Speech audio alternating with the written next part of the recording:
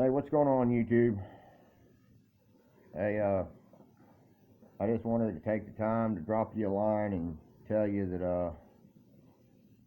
I got a new phone, and it's a really nice one. Big Lou gave it to me, as a present, and it's a nice phone. It's an awesome phone. But the problem is,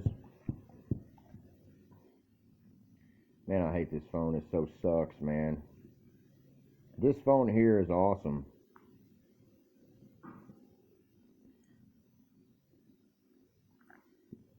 I can't even show you how good this... Oh, come on, dude. Dadgummit. Good Lord. You're a catastrophe, man.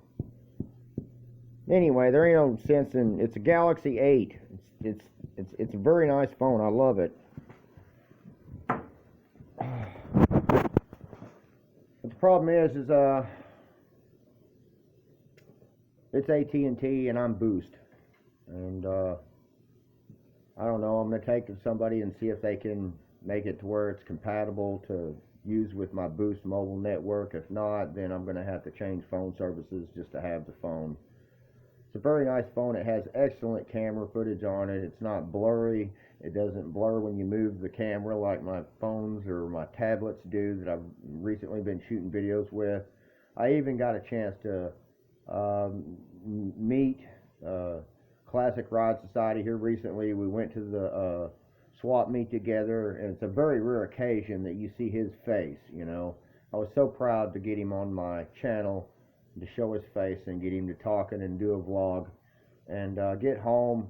And I even thought of taking my phone and plugging it into a PC, but I quit following computers. I quit working. I quit. How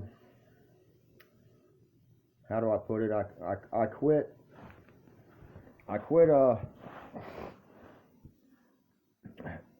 Excuse me. I quit messing around with computers when XP was, the network started supporting XP. I was really a true person that knew everything and how to operate a computer with XP base. And now that they've got this Windows 7 and 10 out, I'm just completely lost, My son, he's compatible with it. That's what he grew up with. So anytime, I'm lazy, anytime that I need to do something, I just go to him and say, here, do this or do this. So I walked over to the laptop that was, supposed to have been my laptop that I let him use to play his games on and to get online with social media and all that stuff. Anytime I need something done, I just go to him, and then he knows how to do it. Well, he's out playing Paintball Wars today, and I go over to his laptop, I punch in the code, and I try to plug that phone into the laptop and download all the pictures onto the laptop so I can, upload them to YouTube. And I can't even figure out how to do it. Back in the day when you plugged a phone into a laptop, it would blink on your phone and say, do you want to transfer data from this phone to the laptop or the PC that you had it plugged into? And it did that on my phone, so I pushed yes and okay.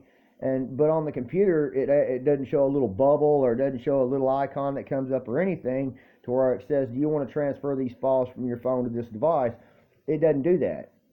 I don't know why it didn't do that, so I'm kind of stuck, Technology, I didn't keep up to date with my technology, and in return, I'm failing. It's a good thing you didn't break my phone sneezing. And that's another thing that I'm not for sure if I'm going to use any of the footage anyway, is because I took him to the swap meet with me. He was fine at first, and then he started crying, because he's not a dog that I have on a leash. I mean, he walks beside me when I'm at the shop. He's beside me every breathing minute. He is right there beside me. He's my baby, I've spoiled him by raising him from the little puppy from the pillow down, you know. And so anytime that he's not around me at all, he cries, you know. And I would let my son hold the leash, and then I would try to go shoot a video, and all you can hear in the background is him crying because I'm 5 foot away, you know. Through every scene that I cut the camera on, I didn't realize that his cry was that loud on the camera footage. So, you know, I went back and reviewed the footage on the phone, and he's just crying and crying and crying and crying. I don't know, maybe I can get this phone turned on and give you a little sneak peek of what, as soon as I get my son back around.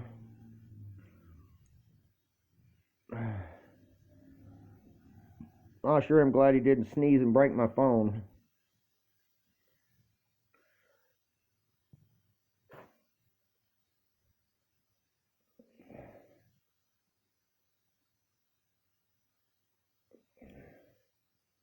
Boy, it's beautiful. You can't even see how beautiful it is, you know.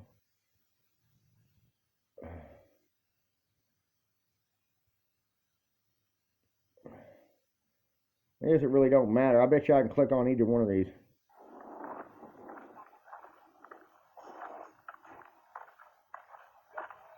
What is it, Lou?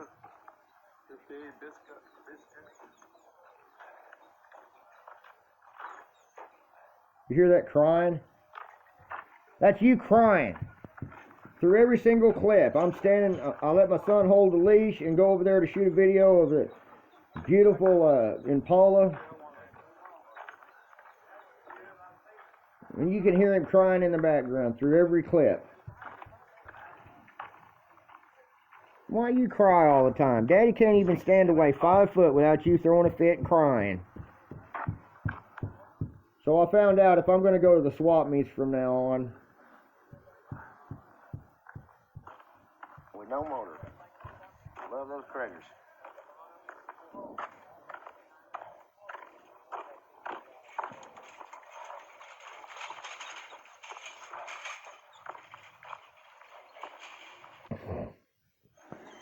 I tried to put him in the wagon and haul him around because, you know, I thought it'd be a good idea to let him pull me around in the swap meet, but you stick him on the wagon, and the wagon has no brakes, so he was just full throttle, you know. I was like skidding brakes, smoking the bottom of my tennis shoes, trying to get him to slow down. He just wouldn't chill, you know. So, you know, I try to walk him next to the wagon, and he's crying. I try to put him in the wagon, and he's crying. I try to walk him next to me, and he's pulling me around like a rag doll, you know. He has no training whatsoever on the leash, you know. And it's because I got him trained to where when he walks beside me at the shop and I walk around out in the yard, or if I go outside the shop and I walk down the street to somebody next door, some of my neighbors, I always just let him walk right beside me, and a voice command is, I just do that number and he's right there beside my foot. It didn't work with the leash. He's on the leash. He thinks he's supposed to pull something, you know. And so he just doesn't get the concept, and he is definitely not leash friendly, you know. He's it's one of the things I got to work on. I got to take him to the park and teach him how to walk next to me without trying to pull me down the road, you know. He was very, very naughty yesterday. I wouldn't say he was naughty. He didn't know he was doing nothing wrong. He just is not trained to be on a leash, and he's definitely not kosher with me walking away and looking at somebody or talking to somebody in the shop. If I put him in the shop and try to put a little gate up there, he don't try to jump over the gate. He just cries and cries and cries and cries and cries and cries all day long, you know. That 68 Mustang that's up there, I can't have him in there because I can't risk him putting one scratch on that paint, you know, because it's a nice car, and I don't want to be responsible for the car and have to go and scuff it down in that whole panel area and then re-clear it, you know. It's just a combination of things that's not going to work, you know. Definitely not a good thing to take him to a swap meet. I did get a chance to meet Nick Pick Norm up there. Pete was supposed to be up there later on, and I didn't get a chance to meet him. I was hoping I could at least meet him once again and shake his hand and then talk a few things out, but I couldn't find him. It was so huge. Me and Lou showed up at different times over there, and the place was so huge and large that it took us, after he got there, me and Classic Rod Society showed up there first and was going around shooting our own footage. And then when Lou got there, it took us absolutely 2 hours to find each other, even by saying, "Oh, I'm over here where the flags are," and "Oh, I don't see no flags." It's like you're so far away you can't even say a landmark that's around you. But anyway, hopefully I'll get this ironed out whenever my son gets home, and maybe we can plug this Galaxy 8S Plus. God, I love this phone. I love it so much I'm willing to change phone services, but you know, AT&T or sticklers, man, you got to give them a $250 deposit and sign a contract with them for years. And back in the day, I think about 8 years ago, I signed up with AT&T, and when I was moving from Louisiana to here, the first time, I moved back for Louisiana for a while, but the first time I moved to Louisiana and then moved back here, when my wife's mom passed away, we moved from Louisiana back to Texas, and we just were flying by the seat of our pants with funds. We got here, we stayed with some friends, we decided to go ahead and stay in town. We went back and picked my stuff up a couple of months later. It's a good thing it was still there because the rent wasn't getting paid over there. And told AT&T to cut my phone off. I said, "I want you to go ahead and cut the phone off. I owe you $450 for late fees already. So go ahead and cut the phone off." And they said, "Oh, no, sir. It's okay. We'll go ahead and give you another month, you know, and not cut the phone off." You know, they didn't want to cut the phone off, you know, because I signed a contract with them. So they ended up sticking it to me for about $2,000 when it was all said and done. And I've slowly paid my bill here and there along the way through the years, trying to get them paid off. And I only owe them like $100. But it's like the only way for me to go back to them is to simply pay that $100 and then give them another $200 and whatever dollar deposit they want. But because, you know, I don't want to sign that contract again. Something might happen and I might not be able to pay the bill again, and then they don't want to cut the phone off. They want to leave it on and then let the bill run up on you, and then stick it to you for however much they want to stick it to you for breaching their contract or tacking on late fees because you can't afford to pay the bill, you know.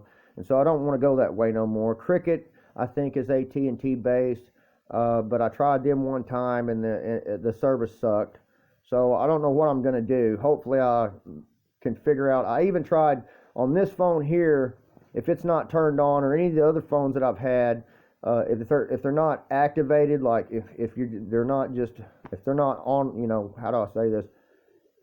If the phone is not turned on through service, I could still get on the phone and shoot videos, and then it would receive an internet signal in my house, and I could at least download and upload videos and watch YouTube even on this phone. If the phone ain't activated in a service, you can still get on there and search and browse the web. If you got an internet service, it'll still hook up to the internet, but you just can't have no phone service on it. With this Galaxy here, I can't even turn it on, and I'll try to hook up to the internet and it says connection failed, and I don't know why. So I'm going to take it down to a local store or something like that and tell them, "Look, I really don't want to turn the phone on at this point. I want to wait, but I at least want to be able to get on the internet with it and download and upload stuff on the internet." I don't know if that's possible with this new phones. I think it kind of sucks. It's a high-end phone, and you can't even, if you're not going to have it turned on with AT&T, they're just not going to let you have it on at all and do nothing with it. So I'm really upset with AT&T, man. I had them for 2 or 3, 4 years straight, man, and then when I got in a bind and told them I couldn't afford to pay the bill, they stuck it to me in the end just because I was on a contract. So I've really been real leery about signing any contract with any phone service unless it's a month to month, no strings attached. If y'all got any advice y'all want to give me, leave the comments below, and I guess I'll catch y'all later. Till next time, Limster out.